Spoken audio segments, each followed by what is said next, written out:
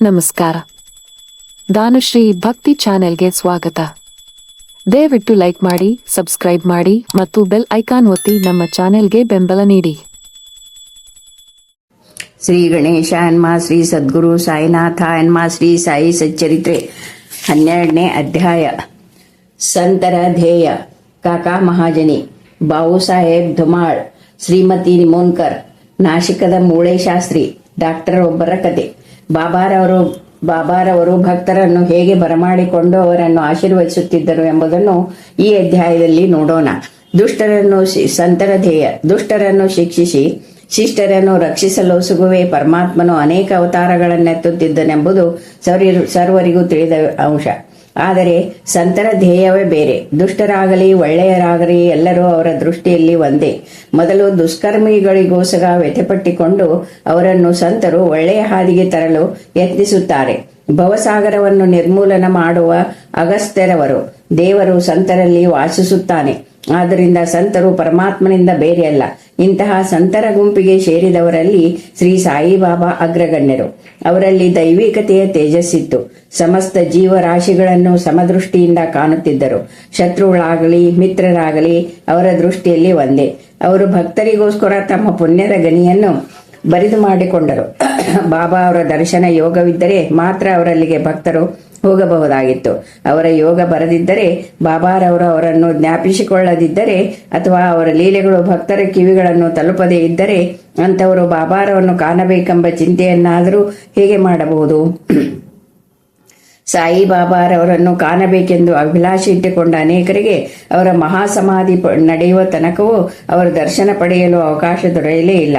ಇಂಥವರು ಅವರಲ್ಲಿ ದೃಢ ವಿಶ್ವಾಸವನ್ನಿಟ್ಟು ಅವರ ಲೀಲೆಗಳನ್ನು ಕೇಳಿದರೆ ಅವರ ದರ್ಶನಾಕಾಂಕ್ಷೆ ನೆರವೇರಿದಂತೆಯೇ. ಬಾಬಾರವರ ದರ್ಶನ ಪಡೆದು ಶಿರಡಿಯಲ್ಲಿಯೇ ಬಹಳ ದಿವಸವಿರಲು ಸಾಧ್ಯವಿರಲಿಲ್ಲ. ಬಾಬಾರವರು ಒಪ್ಪಿಗೆ ಕೊಡುವವರೆಗೆ ಅಲ್ಲಿ ಇರಬಹುದಾಗಿತ್ತು. ಅಂತೆಯೇ ಅವರು ಅಪ್ಪಣೆ ಕೊಟ್ಟ ನಂತರವೇ ಶಿರಡಿಯನ್ನು ಬಿಟ್ಟು ಹೊರಡಬೇಕಾಗುತ್ತಿತ್ತು. ಎಲ್ಲವೂ ಅವರ ಇಚ್ಛೆಯನ್ನವಲಂಬಿಸಿತ್ತು. ಕಾಕಾ ಮಹಾಜನಿ. ಒಂದು ಸಾರಿ ಕಾಕಾ ಮಹಾಜನಿ ಮುಂಬೈಯಿಂದ ಶಿರಡಿಗೆ ಹೊರಟರು. ಅಲ್ಲಿ ಗೋಕುಲಾಷ್ಟಮಿ ಸಮಾರಂಭವನ್ನು ನೋಡಲು ಸುಗ ಒಂದು ವಾರ ಇರಬೇಕೆಂದು ಅವರು ನಿರ್ಧರಿಸಿದ್ದರು. ಅವರು ಶಿರಡಿಗೆ ಬಂದು ಬಾಬಾರವರ ದರ್ಶನ ಪಡೆದು ಸ್ವಲ್ಪ ಹೊತ್ತಿನಲ್ಲಿಯೇ ಬಾಬಾರವರು, ನೀನು ಪುನಃ ಯಾವಾಗ ಇಲ್ಲಿಂದ ಹೊರಡುವಿ ಎಂದು ಕೇಳಿದರು. ಕಾಕಾ ಮಹಾಜನಿಯವರಿಗೆ ಆಶ್ಚರ್ಯವಾಯಿತು.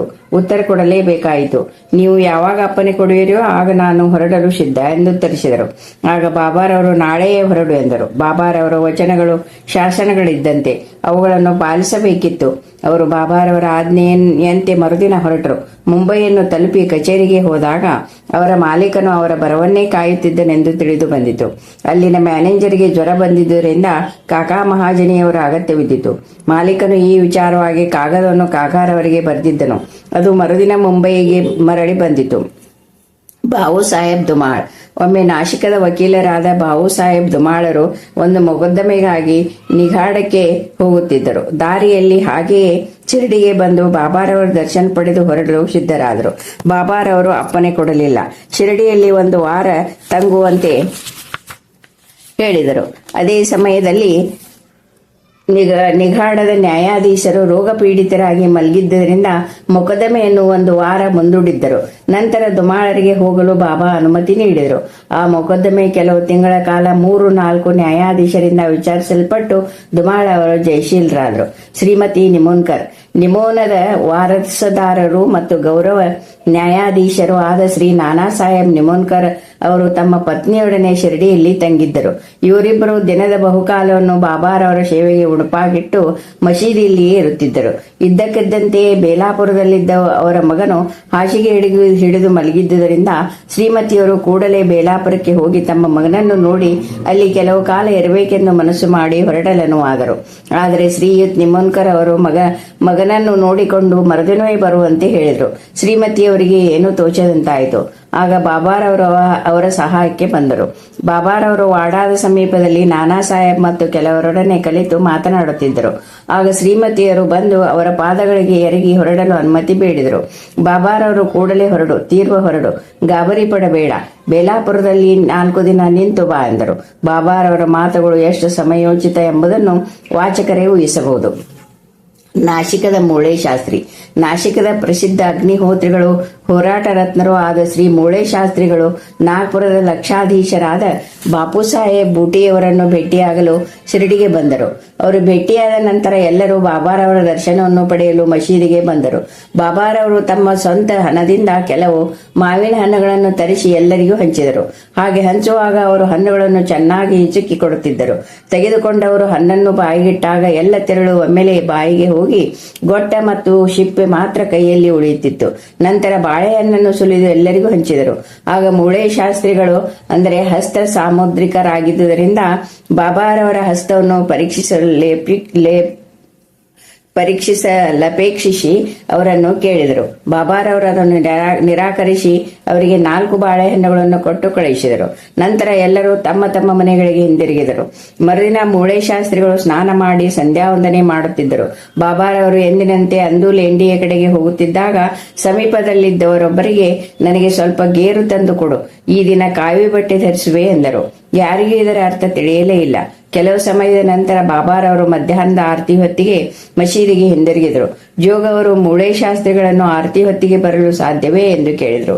ಮೂಳೆ ಶಾಸ್ತ್ರಿಗಳು ಮಧ್ಯಾಹ್ನದ ನಂತರ ಬರುವೆನೆಂದು ಹೇಳಿದರು. ಬಾಬಾ ಅವರು ಆಸನದಲ್ಲಿ ಕುಳಿತರು. ಆರತಿ ಸಮಾರಂಭ ಆರಂಭವಾಯಿತು. ಆಗ ಅವರು ಅಲ್ಲಿದ್ದರವರೊಬ್ಬರಿಗೆ, ಆ ನಾಶಿಕದ ಬ್ರಾಹ್ಮಣನಿಗೆ ಹೋಗಿ ದಕ್ಷಿಣೆ ತೆಗೆದುಕೊಂಡು ಬಾ ಎಂದರು. ಈ ವಿಷಯ ಅವರು ಮೂಳೆ ಶಾಸ್ತ್ರಿಗಳಿಗೆ ತಿಳಿಸಿದಾಗ ಅವರು ಗಾಬರಿಗೊಂಡು ತಮ್ಮ ಮನದಲ್ಲಿ, ನಾನು ಶುದ್ಧ ಅಗ್ನಿಹೋತ್ರಿ ಬ್ರಾಹ್ಮಣ, ನಾನೇಕೆ ದಕ್ಷಿಣೆ ಕೊಡಬೇಕು? ಬಾಬಾರವರು ದೊಡ್ಡ ಸಂತರಾಗಿರಬಹುದು, ಆದರೆ ನಾನು ಅವರ ಆಶ್ರಿತನಲ್ಲ ಎಂದು ಸಂಕೋಚಪಟ್ಟರು.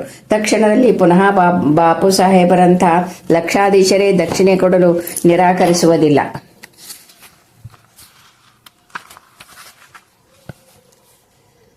ನಾನೇಕೆ ಹೀಗೆನ್ನಲಿ ಎಂದುಕೊಂಡು ಬಾಪು ಸಾಹೇಬರೊಂದಿಗೆ ಮಸೀದಿಗೆ ಹೊರಟರು. ಅಲ್ಲಿಗೆ ಬಂದ ನಂತರ ತಾವೇ ದೊಡ್ಡವರೆಂದು ಭಾವಿಸಿ ದೂರದಿಂದಲೇ ಬಾಬಾರವರೆಡೆಗೆ ಪುಷ್ಪಗಳನ್ನು ಅರ್ಪಿಸಿದರು. ಆ ಕ್ಷಣದಲ್ಲಿ ಅವರು ಕಂಡಿದುದೇನು? ಶ್ರೀ ಸಾಯಿಬಾಬಾ ಅವರನ್ನಲ್ಲ, ತಮ್ಮ ದಿವಂಗತ ಗುರುಗಳಾದ ಶ್ರೀ ಗೋಲಪ್ನಾಥ್ ಅವರನ್ನು. ಅವರಿಗೆ ಕನಸು ಕಾಣುತ್ತಿರುವೆನೆಂದು ಭಾಸವಾಯಿತು. ಕ್ಷಣಕಾಲ ದಿಗ್ಭ್ರಾಂತರಾದರು. ನಂತರ ಅನುಮಾನಗಳೆಲ್ಲವನ್ನು ದೂರ ತಳ್ಳಿ ಗುರುಗಳಲ್ಲಿಗೆ ಹೋಗಿ ಅವರ ಚರಣಾರವಿಂದಗಳಿಗೆರಗಿದರು. ಎಲ್ಲರೂ ಬಾಬಾರವರಿಗೆ ಆರತಿಯನ್ನು ಮಾಡುತ್ತಿದ್ದರು. ಆದರೆ ಮೂಳೆ ಶಾಸ್ತ್ರಿಗಳು ತಮ್ಮ ಗುರುಗಳ ನಾಮ ಉಚ್ಚರಿಸುತ್ತಿದ್ದರು. ಅಹಂಕಾರ ಅಹಂಭಾವಗಳನ್ನು ತೊರೆದು ಅವರು ಕ್ಷಣಕಾಲ ಕಣ್ಮುಚ್ಚಿಕೊಂಡರು. ಕಣ್ಣು ತೆರೆದಾಗ ಅವರು ಕಂಡುದೇನು? ಕರುಣಾಮೂರ್ತಿಯಾದ ಸಚ್ಚಿದಾನಂದ ರೂಪನಾದ ಶ್ರೀ ಸಾಯಿಬಾಬಾರವರನ್ನು ದಕ್ಷಿಣೆ ಕೇಳುತ್ತಿರುವುದನ್ನು. ಅವರ ಪ್ರತಿಭೆಯನ್ನು ಕಂಡು ಮೂಳೆ ಶಾಸ್ತ್ರಿಗಳು ತಮ್ಮನ್ನೇ ತಾವೇ ಮರೆತರು. ಅಮಿತಾನಂದದಿಂದ ನಯನಗಳಲ್ಲಿ ಆನಂದ ಬಾಷ್ಪ ಉಕ್ಕಿತು. ಬಾಬಾ ಅವರ ದಿವ್ಯ ಚರಣಾರವಿಂದಗಳಿಗೆ ಎರಗಿ ದಕ್ಷಿಣೆಯನ್ನು ಅರ್ಪಿಸಿದರು. ಆಗ ಅಲ್ಲಿ ನೆರೆದಿದ್ದವರೆಲ್ಲರೂ ಬಾಬಾರವರು ಸ್ವಲ್ಪ ಗೇರು ತಂದು ಕೊಡು, ಕಾವಿ ಬಟ್ಟೆ ಧರಿಸುವೆ ಎಂದು ಹೇಳಿದ ಶಬ್ದಗಳ ಅರ್ಥವನ್ನು ಮನಗಂಡರು. ಡಾಕ್ಟರ್ ಒಬ್ಬರ ಕಥೆ. ಒಂದು ದಿನ ಒಬ್ಬ ಮಾಮ್ಲೆದಾರರ ಜೊತೆಗೆ ಒಬ್ಬ ಡಾಕ್ಟರರು ಶಿರಡಿಗೆ ಬಂದರು. ಡಾಕ್ಟರರು, ನಾನು ರಾಮನ ಭಕ್ತ, ಮಹಮ್ಮದಿಯನಿಗೆ ನಮಸ್ಕಾರ ಮಾಡಲಾರೆ ಎಂದು ಮಾಮ್ಲೆದಾರರಿಗೆ ತಿಳಿಸಿದ್ದರು. ಮಾಮ್ಲೆದಾರರು, ಯಾರೂ ನಿಮ್ಮನ್ನು ನಮಸ್ಕಾರ ಮಾಡಲು ಬಲವಂತ ಮಾಡುವುದಿಲ್ಲ, ಬನ್ನಿ ಎಂದು ಸಂಗಡ ಕರೆದುಕೊಂಡು ಬಂದಿದ್ದರು. ಅದರಂತೆ ಅವರಿಬ್ಬರು ಬಾಬಾರ ದರ್ಶನಕ್ಕೆಂದು ಮಸೀದಿಗೆ ಬಂದರು. ಡಾಕ್ಟರರು ಬಾಬಾರವರಿಗೆ ನಮಸ್ಕಾರ ಮಾಡಲು ಹೋಗುತ್ತಿರುವುದನ್ನು ಕಂಡು ಎಲ್ಲರಿಗೂ ಆಶ್ಚರ್ಯವಾಯಿತು. ನಂತರ, ನೀವು ಬಾಬಾರವರಿಗೆ ನಮಸ್ಕಾರ ಮಾಡುವುದಿಲ್ಲ ಸಂಕಲ್ಪವನ್ನು ಹೇಗೆ ಮುರಿದಿರಿ ಎಂದು ಕೇಳಿದಕ್ಕೆ ಅವರು, ನಾನು ನನ್ನ ದೇವರಾದ ಶ್ರೀ ರಾಮಚಂದ್ರ ಮೂರ್ತಿಯನ್ನೇ ಕಾಣುತ್ತಿದ್ದೇನೆ ಎಂದು ಹೇಳುತ್ತಿರುವಾಗಲೇ ಮತ್ತೆ ಬಾಬಾರವರ ರೂಪ ಗೋಚರವಾಯಿತು. ಅವರು ಅಚ್ಚರಿಗೊಂಡು, ಇದೇನು ಕನಸೆ? ಇವರು ಹೇಗೆ ಮಹಮ್ಮದೀಯರಾಗಿರಬೇಕು? ಇವರು ಯೋಗ ಸಂಪನ್ನರು, ಪರಮಾತ್ಮನ ಅವತಾರ ರೂಪಿಗಳು ಎಂದು ಹೇಳಿದರು. ಮರುದಿನ ಅವರು ಉಪವಾಸವಿರಲು ಪರತಟ್ಟರು. ಆ ದಿನ ಬಾಬಾರವರು ಆಶೀರ್ವದಿಸುವ ತನಕ ಮಸೀದಿಗೆ ಹೋಗುವುದಿಲ್ಲವೆಂದು ಡಾಕ್ಟರರು ಮನೆಯಲ್ಲಿ ಕುಳಿತಿದ್ದರು. ಹೀಗೆ 3 ದಿನ ಕಳೆದವು. 4ನೇ ದಿನ ಅವರು ತಮ್ಮ ಆಪ್ತ ಸ್ನೇಹಿತರೊಡನೆ ತಾವಾಗಿಯೇ ಮಸೀದಿಗೆ ಹೊರಟರು. ಬಾಬಾರವರಿಗೆ ನಮಸ್ಕಾರ ಮಾಡಿದರು. ಆಗ ಬಾಬಾರವರು, ನಿನ್ನನ್ನು ಕರೆಯಲು ಯಾರಾದರೂ ಬಂದಿದ್ದರೆ ಎಂದು ಕೇಳಿದರು. ಇದನ್ನು ಕೇಳಿ ಡಾಕ್ಟರರ ಮನಸ್ಸು ಕರಗಿತು. ಅದೇ ರಾತ್ರಿ ಕನಸಿನಲ್ಲಿ ಬಾಬಾರವರಿಂದ ಆಶೀರ್ವದಿಸಲ್ಪಟ್ಟರು. ನಂತರ ತಮ್ಮ ಊರಿಗೆ ಹಿಂತಿರುಗಿ ಅದೇ ಕನಸನ್ನು 15 ದಿನಗಳವರೆಗೆ ಕಂಡರು. ಈ ರೀತಿ ಅವರಿಗೆ ಬಾಬಾರವರಲ್ಲಿ ಭಕ್ತಿ ಮಿಗಿಲಾಯಿತು, ನೂರ್ಮಡಿಯಾಯಿತು. ನಮ್ಮ ಗುರುವಿನಲ್ಲಿ ನಮಗೆ ಅಚಲ ನಂಬಿಕೆ ಮತ್ತು ವಿಶ್ವಾಸಗಳಿರಬೇಕು ಎಂಬುದೇ ನೀತಿ. ಶ್ರೀ ಸಾಯಿ ಪ್ರಣಾಮ.